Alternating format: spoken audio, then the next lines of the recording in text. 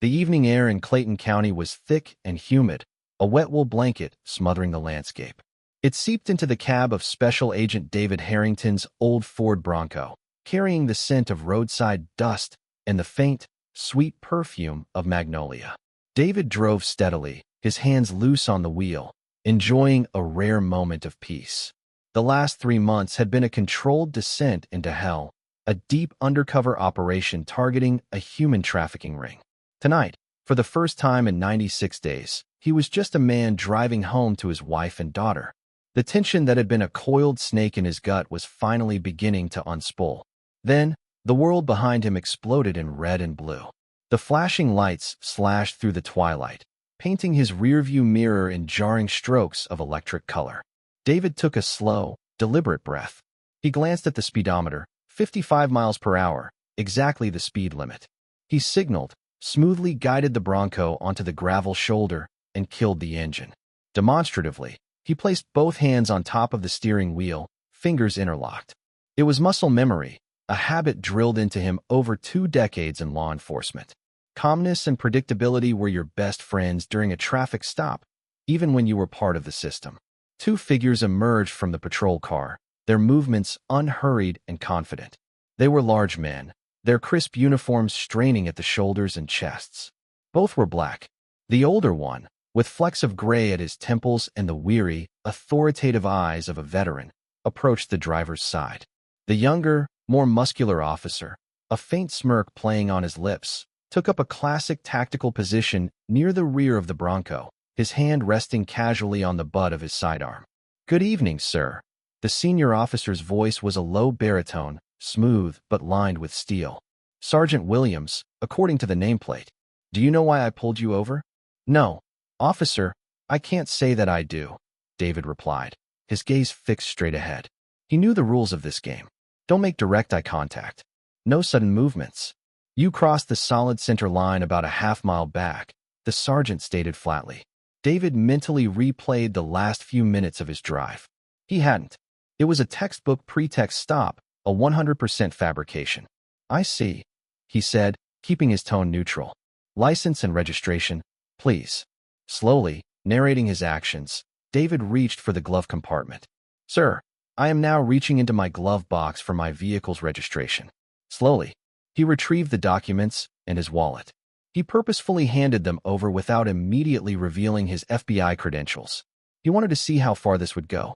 It was a professional curiosity, an academic exercise in observing power dynamics.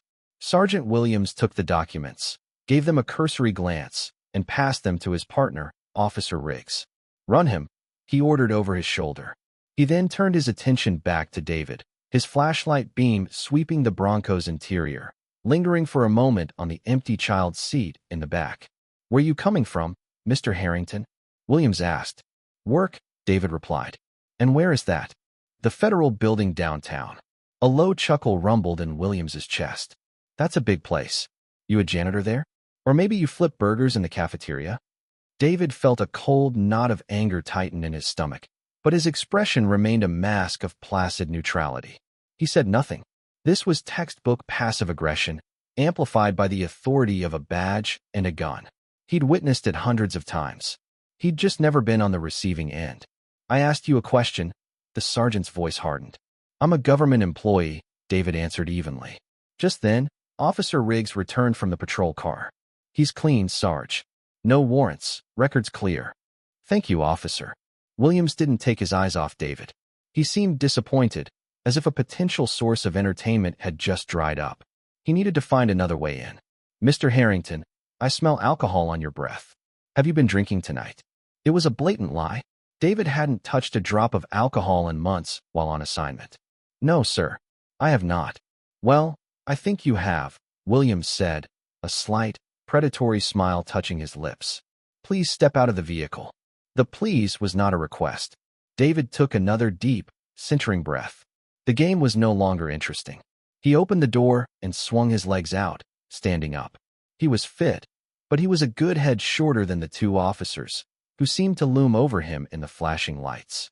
Yet, his posture, straight, steady, and devoid of fear, projected an aura of quiet strength that seemed to irritate them even more. Turn around. Hands on the roof, Riggs commanded, stepping forward. David complied. He felt Riggs's hands pat him down, the search unnecessarily rough, pressing and prodding in a way designed to provoke. But David was a rock. His heart rate remained steady. He was an observer, cataloging every detail, every procedural violation, every microaggression. He's clean, Sarge, Riggs reported, sounding vaguely disappointed. All right. Now, Mr. Harrington, let's check your coordination. Williams pointed his flashlight at the white line marking the edge of the shoulder. I want you to walk this line heel to toe. 9 steps down, turn, and 9 steps back. This was no longer a traffic stop. It was a performance of degradation, staged on a dark highway for an audience of 2.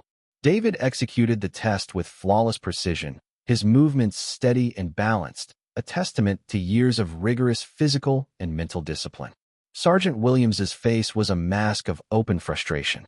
His fishing expedition had come up empty. He couldn't find a single crack in the man's composure.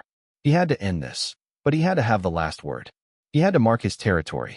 All right, Harrington, he snarled, handing back the license and registration. I'm letting you off with a warning for that lane violation, but I'm writing you a ticket for a broken taillight. David knew for a fact that his taillight was perfectly functional. He had checked it himself that morning. He took the ticket without a word, folded it neatly, and placed it in his pocket. Have a safe night, Williams said, the words dripping with contemptuous sarcasm. David got back into his Bronco. He didn't start the engine until the patrol car had pulled back onto the highway and disappeared into the darkness. He sat there for a full minute, the silence of the cab broken only by his own steady breathing. The academic exercise was over. The cold fury inside him had now cooled and hardened into something else entirely. Purpose. The house was dark and silent, a sanctuary of suburban peace. David slid his key into the lock, turning it with practiced quiet. Inside, the only light was a soft glow from the digital clock on the microwave. 10:17 p.m. He walked through the familiar spaces, his footsteps silent on the hardwood floors. He peeked into his daughter Emily's room first. She was asleep, curled around a stuffed bear, her chest rising and falling in a gentle, untroubled rhythm. He then moved to his own bedroom. His wife, Sarah, was asleep as well, a book resting on the pillow beside her. He watched them for a long moment, the two people who were the anchor of his entire existence. The scene on the highway replayed in his mind, but now it was refracted through a new lens. It wasn't just an insult to him. It was a potential threat to them. The officers didn't know who he was, but they had his address from his driver's license. The violation felt deeper now, more personal. A cold, professional anger settled over him, displacing the initial sting of humiliation. He retreated to his home office in the basement. This was his fortress. The walls were soundproofed. The computer was a closed system, connected to the Bureau's network through a heavily encrypted VPN. A small, discreet server rack hummed quietly in a closet. This room was where the lines between David Harrington, the husband and father, and Special Agent Harrington, the federal officer, blurred and merged. He sat down at his desk and powered on a specific device, a hardened satellite phone that bypassed all local cellular networks. He punched in a 12-digit number from memory. It connected on the first ring. There was no greeting, only a sterile, dispassionate electronic tone indicating a secure line. This is Special Agent David Harrington, badge number 7304, he said, his voice low and steady. Authentication code, Victor 9 Tango 0. There was a pause, followed by a soft chime of confirmation. A new voice, synthesized and devoid of any human inflection, spoke. Authentication valid. State your directive. David leaned forward, his eyes closed, picturing the faces of Williams and Riggs, the arrogance, the contempt, the casual cruelty. He thought of the ticket for the non-existent broken taillight, a final, petty assertion of their dominance. They believed they were the law. They believed they were untouchable in their small kingdom. They had made a fatal mistake. They had underestimated their target, incapable of imagining that their victim had access to a power that dwarfed their own. I am officially reporting an incident of malfeasance and a potential civil rights violation by officers of the Clayton County Police Department during a traffic stop conducted at approximately 21:45 hours, Eastern Standard Time. He recited, his tone as clinical as a coroner's report. Badge numbers 481 and 522. The interaction presented a clear pattern of harassment and abuse of authority. He paused, taking one final, deep breath. He was about to cross a threshold. This wasn't just filing a complaint. This was pulling the pin on a grenade and dropping it into the heart of their corrupt little world. Initiating protocol, Doomsday. The synthesized voice on the other end responded without hesitation. Protocol, Doomsday is now active. A team from the Office of Professional Responsibility will be dispatched within 48 hours under investigative cover. You will have no further direct contact. Acknowledge. Acknowledged, David said. He ended the call and sat back in his chair, the silence of the room settling around him again. On his desk lay the traffic ticket, a flimsy piece of paper that represented so much more. It was a monument to the arrogance of unchecked power. He picked it up, opened a secure digital locker, and placed the ticket inside. It was now evidence. The first piece of evidence in a case that he knew, with chilling certainty, had just begun. The world of Sergeant Williams and Officer Riggs was about to change forever. They just didn't know it yet. 3 days after David Harrington's phone call, a gray, unassuming Ford sedan pulled into a visitor's spot at the Clayton County Police Department. The building was a modern brick and glass structure, a symbol of civic pride paid for by a recent county bond issue.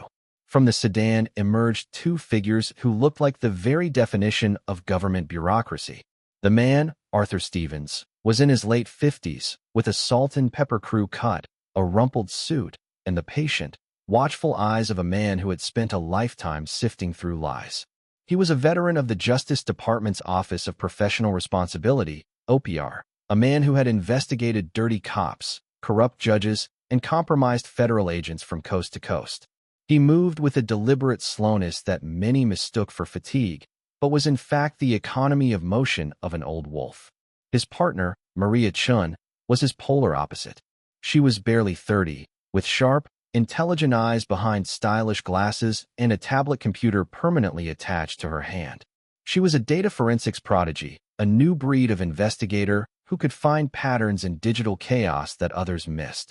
She saw the world in spreadsheets, statistical deviations, and algorithmic anomalies. They were met in the lobby by Chief Marcus Thorne.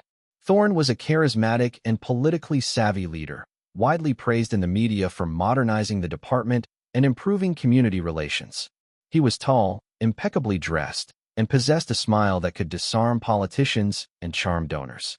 He greeted Stevens and Chun with a firm handshake, oozing cooperation. "Mr. Stevens, Ms. Chun," he said, his voice a smooth, practiced baritone. "Welcome to Clayton County. My department is an open book.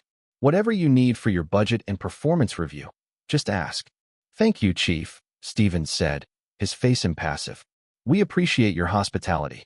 Our mandate is simply to ensure that federal grant money is being utilized efficiently. Standard procedure. We'll try to stay out of your hair as much as possible." Thorne led them to a small, windowless conference room that would serve as their base of operations. "The fishbowl, we call it," he said with a laugh. "My staff will provide you with any files you require." For the first day and a half, Stevens and Chun did exactly what they were supposed to be doing. They requested budget printouts, overtime logs, and equipment purchasing orders. They were polite, professional, and excruciatingly boring. The tension in the department began to ease. The feds were just bean counters. But on the afternoon of the second day, Chun made a specific, targeted request. "We need access to the department's traffic stop and incident report database for the last 5 years," she said to the clerk, not looking up from her tablet. "Read-only access to the raw data files will be sufficient." The request was unusual for a budget audit, but it was buried under a dozen other requests for financial data. An hour later, Chun was plugged in. The data flowed into her encrypted federal laptop, a torrent of numbers and text. To anyone else, it was a meaningless flood of information. To Chun, it was a landscape. She began to build her queries, isolating the activity of badge numbers 481, Williams, and 522, Riggs. She cross-referenced their stops with county demographic data, conviction rates, and, most importantly, asset forfeiture records. Stevens sat opposite her, reading physical copies of citizen complaints, his expression unchanging. Hours passed. The sky outside darkened. The sounds of the busy police department faded to the quiet hum of servers and the low murmur of the night shift. Finally, Chen looked up.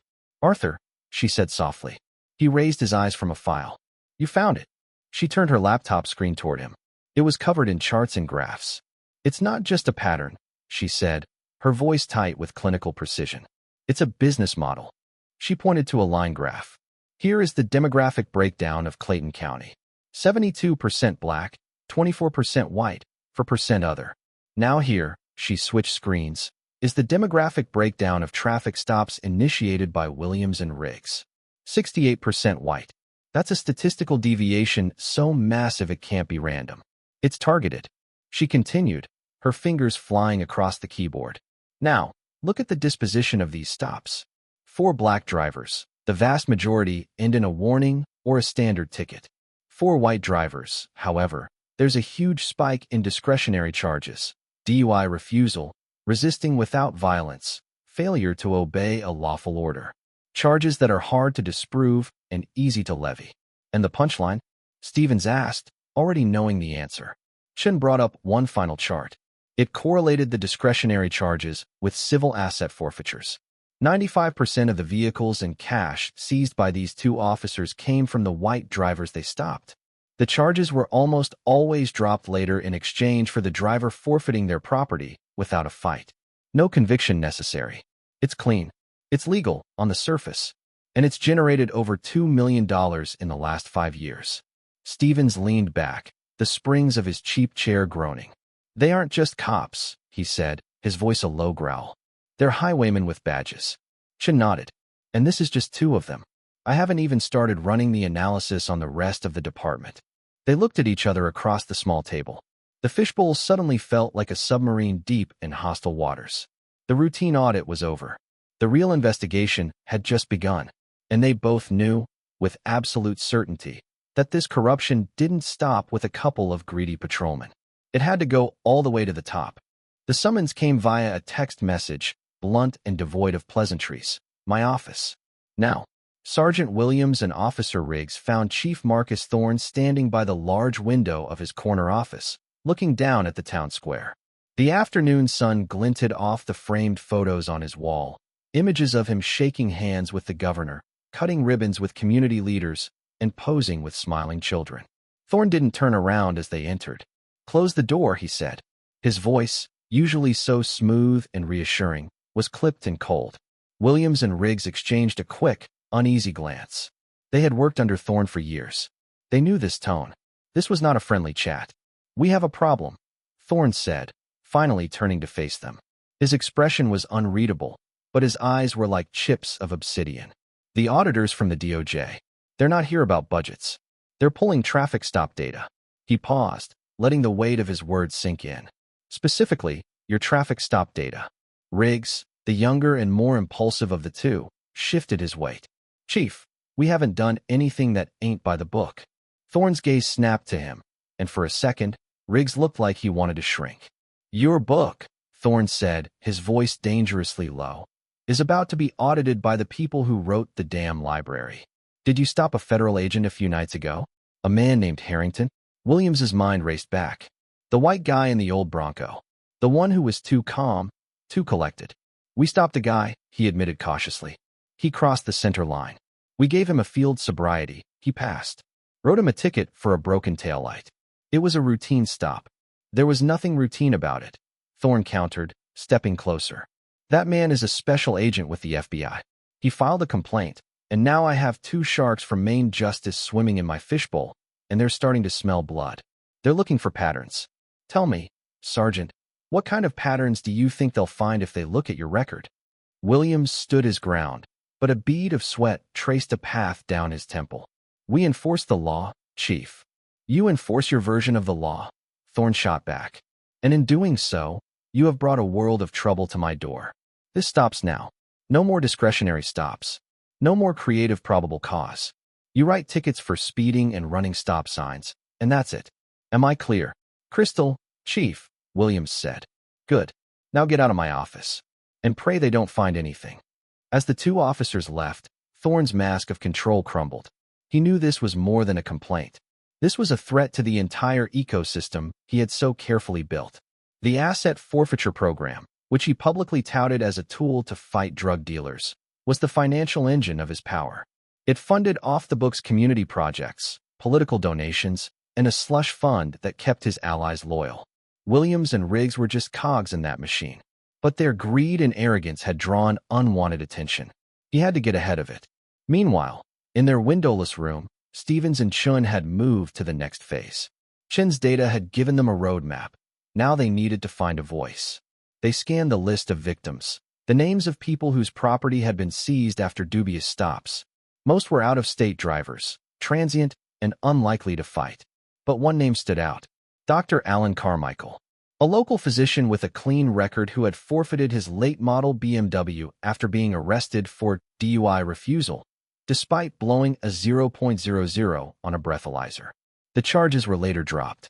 That evening, Stevens drove his government sedan to a quiet, tree-lined street in a wealthy subdivision. He knocked on the door of a large colonial house. Dr. Carmichael, a man in his 60s with kind, tired eyes, answered. He was wary. "I'm not a police officer," Stevens began, showing his DOJ credentials. "I'm with the Office of Professional Responsibility. I'm here because I believe you were the victim of a crime, doctor, and the men who committed it were wearing police uniforms." Carmichael stared at the credentials, then at Stevens's face. For a long moment, he said nothing. The memory of his own roadside humiliation, the sneering faces, the baseless accusations, the feeling of utter powerlessness, was still a fresh wound. He had been too scared and too embarrassed to fight back, advised by his lawyer that it was cheaper to let the car go than to battle a corrupt system. "Come in," the doctor said finally, stepping back and opening the door wider. "I'll tell you everything." Chief Marcus Thorne did not get to his position by being reactive. He was a predator, and he understood that the best defense was a swift, overwhelming offense. The morning after his meeting with Stevens and Chun, he sat in his office, not with a police radio, but with his personal cell phone. He scrolled through his contacts to a name listed simply as editor. "Mark, it's Thorne," he said when the call was answered. "I've got a story for you. An exclusive." He paused, letting the bait hang in the air. "It's about a federal agent, an FBI guy, who's been harassing my officers. Seems he has a history of instability. I'm sending you a file. I think the public has a right to know who's really policing our streets." 24 hours later, the story broke on the front page of the Clayton County Chronicle, the largest local newspaper. The headline was bold and inflammatory. "FBI agent with violent past targets local cops over traffic ticket." Below the headline was a grainy, out-of-context photograph of David. It was an old file photo from an undercover operation, one he'd never seen before. In it, his hair was long and unkempt, his face was leaner, and his eyes held a cold, hard look. He was dressed in jeans and a leather jacket, standing next to a known felon. The caption was brutally effective. "Special Agent David Harrington, left, pictured during a previous investigation." Sources describe him as a high-strung operative with a history of using excessive force. The article was a masterpiece of character assassination. It quoted anonymous sources within the department who described the traffic stop as professional and by the book. It painted David as an arrogant federal officer who believed he was above the law. It twisted his distinguished career, mentioning his deep cover assignments not as acts of bravery, but as periods that left him psychologically scarred and prone to paranoia. David saw it when his wife, Sarah, silently pushed her tablet across the breakfast table, her face pale. He read the article slowly, his coffee growing cold in his mug. He felt a familiar, chilling sensation, the feeling of a controlled narrative being expertly built against him. This wasn't the work of two thuggish patrolmen. This was a coordinated, high-level attack. They weren't just denying his claim. They were trying to destroy his credibility, his career, and his name in the community where his daughter went to school. "David, what is this?" Sarah asked, her voice barely a whisper. "It's a message," he replied, his own voice dangerously quiet. "It means they're scared, and they're much more organized than I thought." The second part of the attack came later that day. In the fishbowl, Stevens and Chun were reviewing Dr. Carmichael's official statement when a uniformed officer delivered a crisp legal envelope. It was a motion filed by the Clayton County District Attorney, Lawrence Vance, a close political ally of Chief Thorne. The motion was a legal bombshell. It sought to quash the OPR's investigation, citing a lack of jurisdiction.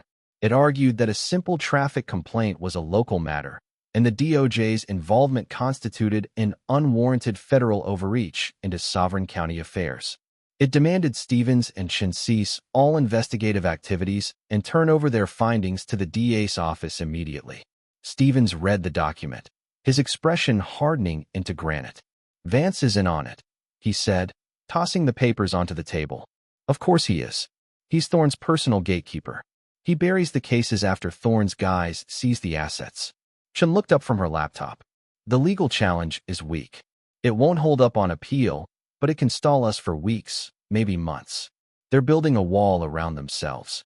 "It's more than a wall," Stevens corrected, his gaze distant. "They've just declared war. First, they try to discredit our complainant. Next, they try to tie us up in court." He stood up and walked to the door, peering through the small glass window into the bustling police department. "This changes the rules. They've escalated from covering up a crime to actively obstructing a federal investigation." He turned back to Chun, his eyes grim. "And people who are willing to do that are willing to do much, much worse." The war arrived at David Harrington's front door at 2:13 a.m. It came not as a battering ram, but as a single, sharp crack that shattered the pre-dawn silence. David was awake instantly, his body moving before his mind had fully registered the sound. He was out of bed, his service weapon drawn from the bedside safe, his feet moving silently across the floor. "Sarah, stay down. Get in the closet," he hissed, his voice a low command. He swept the upstairs, clearing Emily's room first. She was still asleep, miraculously, before moving to the main floor. The source of the sound was obvious. The large picture window in their living room had a spiderweb of cracks radiating from a single point of impact. On the floor, amidst a spray of shattered glass, lay a heavy piece of fieldstone. There was no note. There didn't need to be. The message was the stone itself.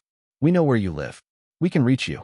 He called it in to the local sheriff's department, not Clayton County PD, but he knew it was a hollow gesture.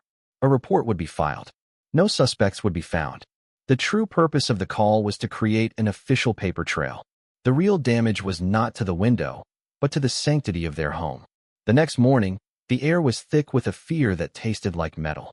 Sarah moved with a nervous, bird-like quickness. Emily, now aware of the accident, was quiet and withdrawn. The second attack came that afternoon. Sarah's phone buzzed with a call from the school nurse.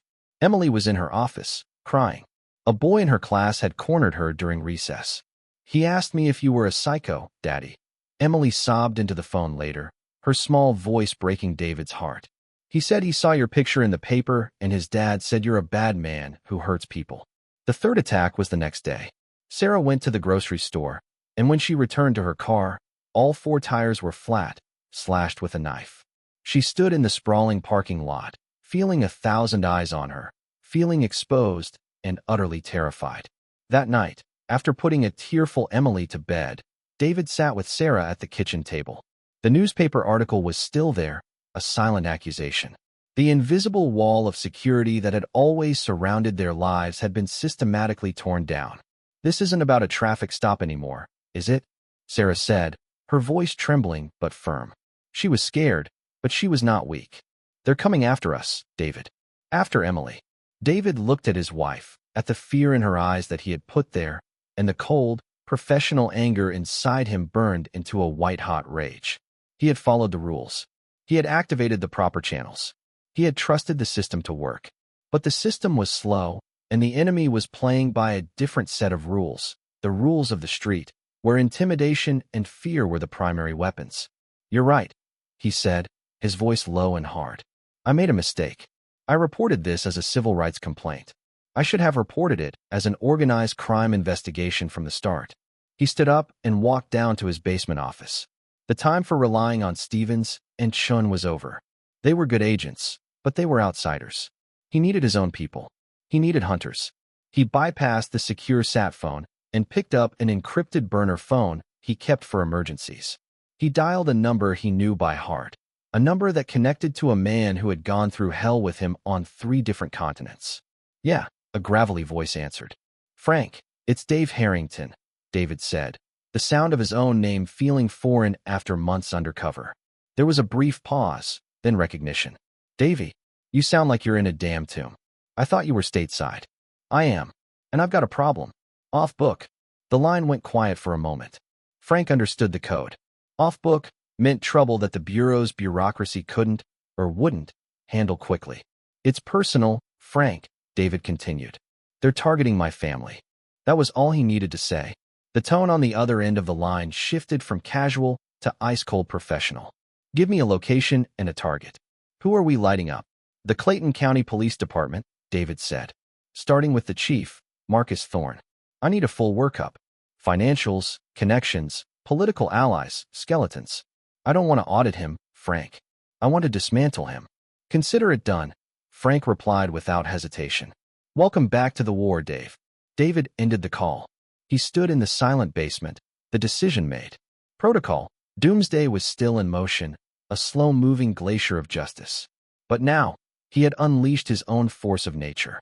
A hurricane was coming for Chief Thorne, and David Harrington was going to be its eye. While David's unofficial team began to dig into the dark corners of Chief Thorne's life, the official investigation was hitting the wall the DA had built. Stevens and Chun were mired in jurisdictional challenges, their requests for more data and personnel files either slow-walked or denied outright, citing the ongoing legal dispute. But Thorne and his allies had made a critical error. They assumed the data Chun had already downloaded was the only weapon the OPR had. They didn't know she was a digital ghost. Working from a secure hotel room, Chun launched a deep web forensic analysis. She wasn't just looking at police reports anymore.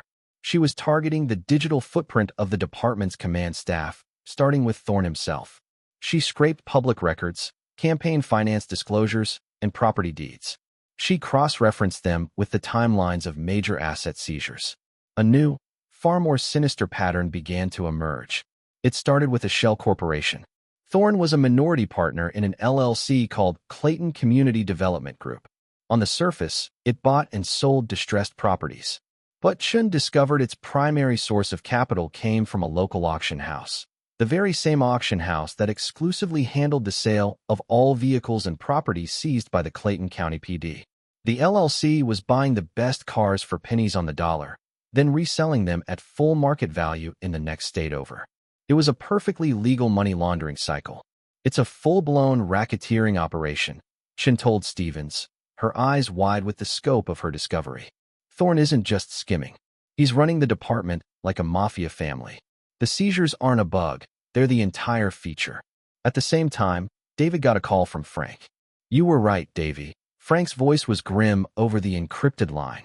Thorne is dirty as a sewer rat, but it's bigger than some kickback scheme. Frank's team had put eyes on Thorne and his inner circle. They hadn't just found financial dirt, they had found the syndicate's enforcer. Sergeant Williams wasn't just a racist patrolman, he was Thorne's muscle. Frank's surveillance had captured him meeting with the leader of a local drug trafficking crew. The traffickers operated with impunity in Clayton County, but only in certain neighborhoods, and only if they paid their tribute.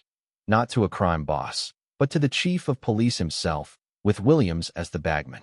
The traffic stops, the seizures, that's just how they pay the department's bills, Frank explained. The real money comes from protecting the drug trade. They're not just corrupt cops, Dave. They're an organized crime enterprise with badges. The two streams of intelligence, Chin's financial data and Frank's human intelligence, were about to merge into a tidal wave. David, realizing the gravity of the situation, made a decision. He arranged a clandestine meeting with Stevens, choosing a neutral location, a desolate fishing pier 30 miles outside the county line. As a cold wind whipped off the dark water, David laid out everything Frank's team had uncovered. Stevens listened, his face an unreadable mask, but David could see the gears turning in his eyes. When David finished, Stevens pulled out his own tablet and showed him Chin's financial schematics. The two men looked at the combined evidence. It was a perfect, horrifying picture. A conspiracy that linked street-level harassment to multi-million-dollar money laundering and drug trafficking, all orchestrated from the chief's office. Your protocol, Doomsday, triggered a civil rights inquiry, David said, his voice flat. But this is not a civil rights case anymore. No, Stevens agreed. his gaze fixed on the damning flowchart on the screen. It's a RICO case. The Racketeer Influenced and Corrupt Organizations Act. The legal atom bomb. It was designed to take down entire criminal enterprises, from the boss to the foot soldiers. Invoking it would change everything. The investigation would be elevated, pulling in the full, formidable resources of the FBI's Organized Crime Division. The jurisdictional challenges from the local DA would become meaningless. The weight of the entire federal government was about to come crashing down on Clayton County. "I'm making the call," Stevens said, pulling out his own secure phone. "We're no longer auditors, Agent Harrington. As of right now, we're building a federal racketeering case against Chief Marcus Thorne and the entire command structure of the Clayton County Police Department." The glacier had just turned into an avalanche. The atmosphere inside the federal courthouse was one of sterile, silent gravity. For 2 weeks, behind the locked doors of a grand jury room, a secret war had been waged. It was a war fought not with bullets, but with evidence, presented piece by painstaking piece to 23 ordinary citizens whose faces were grim with the weight of what they were hearing. Assistant U.S. Attorney Elizabeth Reed, a sharp, relentless prosecutor with a reputation for dismantling organized crime, orchestrated the presentation. Arthur Stevens, no longer a mere auditor but now the lead case agent for a major federal task force, was her star witness. He walked the jury through the syndicate's entire operation with cold, methodical clarity. He started with David Harrington's traffic stop, the single thread that, when pulled, unraveled everything. He laid out the initial data analysis from Chun, showing the undeniable pattern of discriminatory stops. Then he brought in the victims. Dr. Carmichael testified, his voice shaking with anger as he recounted his public humiliation. He was followed by a dozen others, a young mother, a retired veteran, a college student, each telling a nearly identical story of fabricated charges and the coercive forfeiture of their property. Then, Reed and Stevens pivoted, widening the scope of the conspiracy. They presented Chin's financial forensics, displaying complex charts that traced the money from the auction house to Thorne's shell corporation and back into the pockets of his inner circle. Bank records, property deeds, and wire transfers painted a vivid, undeniable picture of institutionalized theft. The final phase of the presentation was the most damning.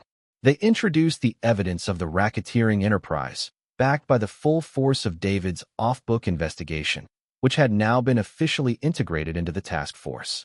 They played the surveillance audio of Sergeant Williams' meeting with the drug kingpin. An informant from within the drug crew, facing a life sentence on other charges, took the stand and detailed the protection scheme, naming names and dates. The linchpin was a surprise witness. A young patrol officer from the Clayton County PD, racked with guilt and granted federal immunity, testified against his superiors. He described the internal culture of fear and corruption, how officers were rewarded for high seizure numbers and punished for questioning the system. He provided the jury with a direct, first-hand account of how Chief Thorne and his lieutenants used their power to protect criminals and prey on the innocent. On the final day, AUSA Reed stood before the grand jury. "What you have seen here," she said, her voice resonating in the quiet room, "is not a case of a few bad apples. You have seen a diseased tree, rotten from the roots to the highest branches. An organization that draped itself in the flag of law and order while operating as a criminal syndicate. It is your duty to speak for the citizens of Clayton County who were preyed upon by the very people sworn to protect them." She returned to her seat. The jurors filed out. The wait was agonizing. David, Stevens, and Chun sat in a nearby office, the silence thick with anticipation. After 3 hours, a clerk emerged. He handed a sealed envelope to AUSA Reed. She opened it, her expression unreadable as she scanned the document.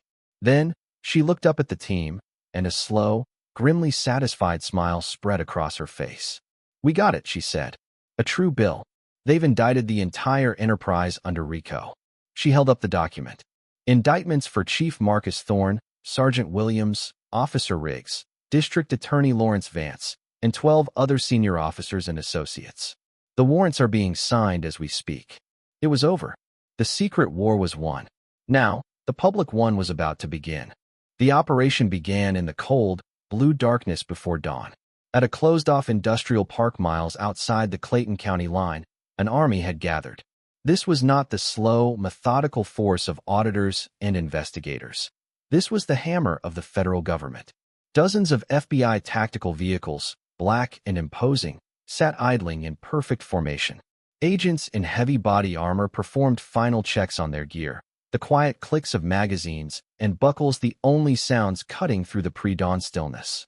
David Harrington stood with Arthur Stevens as he gave the final briefing to the team leaders. A large map of the county was illuminated by portable floodlights, with red circles drawn around a dozen different locations. "Listen up," Stevens's voice was low and clear, cutting through the cold air. "This is a multi-target RICO takedown. All teams move on my signal. The targets are to be considered armed and dangerous. Our primary objectives are the head of the snake, Marcus Thorne, at the CCPD headquarters, his enforcer, Williams, at his residence, the bagman, Riggs, at his, and the consigliere, DA Vance, at the county courthouse. Other teams will hit the remaining 12 subjects simultaneously. There will be no communication between them, no chance to destroy evidence, no chance to run. We dismantle the entire enterprise in one clean stroke." Stevens turned his gaze to David. "Thorne is yours, Agent Harrington. You started this. You get to finish it." David simply nodded, his face set like stone. At 0600 hours sharp, Stevens's voice came over the encrypted network. "All teams, execute. Execute." The quiet staging area erupted into a controlled storm of motion. Convoys of black vehicles peeled out, heading in different directions, their headlights cutting through the last vestiges of the night. The takedown was a symphony of brutal efficiency. Officer Riggs was asleep in his suburban home when his front door splintered off its hinges. Before he could even sit up in bed, he was blinded by weapon-mounted lights and the screamed commands of the FBI SWAT team. The arrogant, smirking cop from the traffic stop was reduced to a terrified man in his underwear, trembling as the cold steel of handcuffs locked around his wrists on his own front lawn. Sergeant Williams was at his favorite diner, having coffee, when two unassuming men in suits walked in and sat in the booth behind him. As he lifted his cup, one of them leaned forward and spoke quietly into his ear. "Don't move, Sergeant." Before he could react, his arms were wrenched behind his back and cuffed. The veteran street cop, the feared enforcer, was neutralized without a single shot fired, his face a mask of disbelief. District Attorney Lawrence Vance was just arriving at his office, ready to continue his legal battle against the DOJ, when he was met in the courthouse rotunda by a half-dozen federal agents. They formed a silent, immovable wall around him. "You can't do this," he blustered, his voice echoing in the marble hall. "This is my building." One of the agents simply held up the indictment with his name on it. Vance's face went white. But the main event was at the Clayton County Police Department. The tactical team's vehicles screeched to a halt, blocking the entrance. Agents poured out, sweeping into the building that had been Thorne's fortress. The few night shift officers present froze, raising their hands as the federal tide washed over them. David Harrington led the entry team for the chief's office. They didn't bother knocking. A battering ram turned the heavy oak doors into kindling. Marcus Thorne was standing behind his desk, frantically shredding documents. He looked up, his face a mixture of shock and pure rage as David stepped through the shattered doorway, raid jacket on, sidearm at the low ready. For a moment, Thorne didn't recognize him. He just saw another Fed. "You have no authority here," he bellowed. David stepped forward into the light, and Thorne's face fell. He recognized him now, the man from the Bronco, the insignificant white driver who was supposed to have been another easy mark. "Chief Marcus Thorne," David said, his voice devoid of all emotion. "You are under arrest by the authority of a federal grand jury for violations of the Racketeer Influenced and Corrupt Organizations Act." He held up the warrant, the paper a death sentence for Thorne's empire. Thorne straightened his suit jacket, a pathetic attempt to regain his lost authority. "I'll have your badge for this, Harrington. I will bury you." "No, you won't," David said, walking calmly around the desk as his team secured the room. He took out a pair of handcuffs. "You built a kingdom on fear and theft, and you thought you were untouchable. You just picked the wrong person to bully." He gestured with the cuffs. "Hands behind your back." Now, the sharp, metallic click of the handcuffs locking around Thorne's wrists echoed in the suddenly silent office. It was the sound of a corrupt world breaking. David led him personally out the front doors of the department. The sun was rising now, and the press, alerted by a tip from the U.S. Attorney's Office, was waiting. The cameras flashed, capturing the image of the once powerful chief being placed in the back of a federal vehicle by the very man he had tried to destroy. Thorne saw the reporters, many of whom had once printed his praises, and his mask of fury finally crumbled into one of utter, impotent despair. His reign was over. The legal battle was not a battle at all. It was a surrender. Faced with the mountain of evidence, the financial records, the informant testimony, the wiretaps, and the dozens of victims and corrupted officers willing to testify in exchange for deals, the syndicate collapsed. One by one, Thorne's lieutenants pleaded guilty, hoping to shave years off their inevitable sentences. The trials themselves were a formality, a public airing of the rot that had festered within Clayton County for so long. The courtroom was packed every day. David Harrington, now a spectator, sat in the back row, watching the proceedings with a detached, clinical interest. He had done his part. Now, the final act of the system he had put his faith in was playing out. District Attorney Lawrence Vance, stripped of his power and prestige, was the first to fall. He was convicted of obstruction of justice and conspiracy, his legal career ending in a 15-year federal prison sentence. Officer Riggs, the young, arrogant cop, broke down on the stand, weeping as he was sentenced to 7 years for his role in the extortion scheme. His life, ruined by the casual cruelty he had once enjoyed, was now defined by a prison cell. Sergeant Williams, the veteran enforcer, remained defiant to the end. He stared stonily ahead as the judge sentenced him to 25 years for racketeering and his role in the drug protection scheme. He never showed a flicker of remorse. Finally, it was Marcus Thorne's turn. He stood before the judge, no longer the charismatic leader in a tailored suit, but a defeated man in an orange jumpsuit. His high-priced lawyers had argued for leniency, citing his community work and his years of service. AUSA Reed dismantled their arguments with surgical precision. The defendant did not serve the community, she argued, her voice ringing with conviction. He preyed on it. He used his office as a shield to hide a criminal enterprise. He took an oath to uphold the law and used it as a weapon against the very people he swore to protect. He is not a fallen hero. He is a crime boss who happened to wear a badge. The judge, a stern, no-nonsense veteran of the federal bench, agreed. Mr. Thorne, the judge began, his voice echoing in the silent courtroom. You have committed one of the gravest betrayals of public trust this court has ever seen. You corrupted an entire institution, turning peace officers into predators. You fostered a culture of racism and greed, and in doing so, you have done immeasurable damage to the faith people have in law enforcement. The judge paused, looking directly at Thorne. Therefore, on the charges of racketeering, conspiracy, money laundering, and obstruction of justice, this court sentences you to life in a federal penitentiary. There will be no possibility of parole. A collective gasp went through the courtroom. It was a sentence of almost unprecedented severity, a clear message that the system, when properly wielded, could deliver absolute and crushing justice. Thorne seemed to physically shrink, the last of his arrogance draining away, replaced by the stark, empty terror of a man who would die in a cage. As the marshals led him away, Thorne's eyes scanned the crowd and found David. For a fleeting second, their gazes locked. In Thorne's eyes, David saw not just hatred, but a flicker of dawning comprehension. The final, agonizing realization that his entire empire had been brought down by a single, random act of hubris on a dark highway. He had underestimated his victim, and it had cost him everything. Justice, on a systemic level, had been served.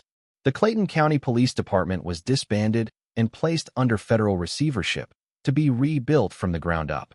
The corrupt were imprisoned. The system had been purged. The victory was absolute. 3 months had passed.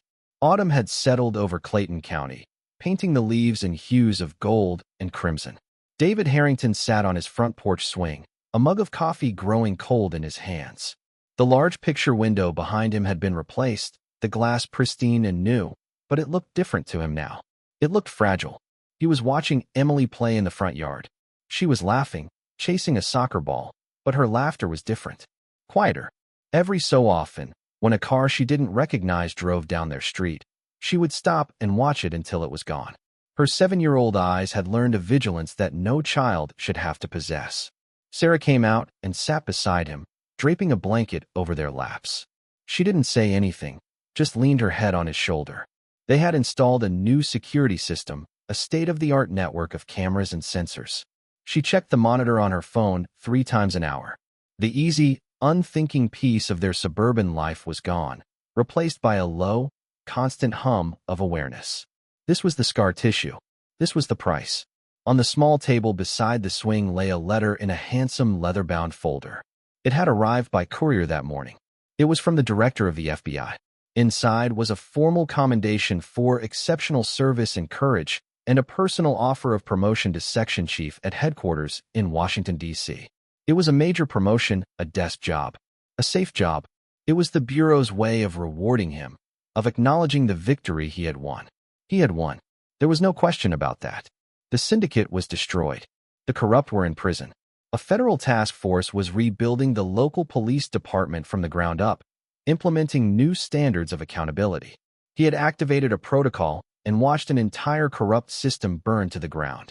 He had done everything he was supposed to do. But as he watched his daughter flinch when a neighbor's car backfired down the street, the victory felt hollow. He had protected the public, but he had failed to protect his own family from the fallout.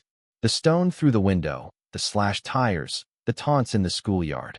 Those wounds were deeper and would last longer than any prison sentence Thorne and his men would serve. "You're thinking about the letter," Sarah said softly, breaking the silence. "I am," he admitted. "D.C. A desk. It would be safe." She turned to look at him, her eyes searching his. "Would you be safe, David? Trapped behind a desk, pushing papers, knowing that what happened here is happening in 100 other counties just like this one?" He knew the answer. He had been changed by the ordeal. The casual cruelty of Williams and Riggs had awakened something in him, a cold, clear understanding of how easily power could be abused and how vulnerable even the strongest people were when the system itself became the enemy. He couldn't unsee it. He couldn't go back to hunting monsters in the shadows while ignoring the ones who wore badges. "No," he said, finally meeting her gaze. "I wouldn't be." She nodded, a sad, knowing smile on her face. She already knew what his decision would be. He stood up, walked into his basement office, his fortress, and picked up his secure phone. He didn't call the director's office. He called the deputy director, a man he knew and respected. "Sir," David said when the call was answered, "I have the director's offer in hand." "I'm honored." He paused. "I'll accept the promotion on one condition." The line was silent for a moment. "I don't want a section," David continued, his voice now filled with the purpose he'd felt on the side of that dark highway. "I want a task force, a small, elite, mobile unit. We'll answer directly to you. Our mandate will be to proactively investigate systemic corruption within local and state law enforcement agencies. We won't wait for a protocol, doomsday. We will be the protocol." He had turned his personal trauma into a mission. He was taking the pain, the fear, and the anger that had been inflicted upon his family and forging it into a weapon, aimed not at one man or one department, but at the disease itself. He finished the call and returned to the porch. He sat down next to Sarah and pulled the blanket tighter around them. He watched his daughter, who had forgotten the passing car and was now trying to balance the soccer ball on her head. A real, genuine smile touched his lips for the first time in months. The victory had come at a great cost. It had cost him his peace. It had cost his family their innocence. But in its place, it had given him something he didn't even know he was looking for. He hadn't just won a battle. He had found his war.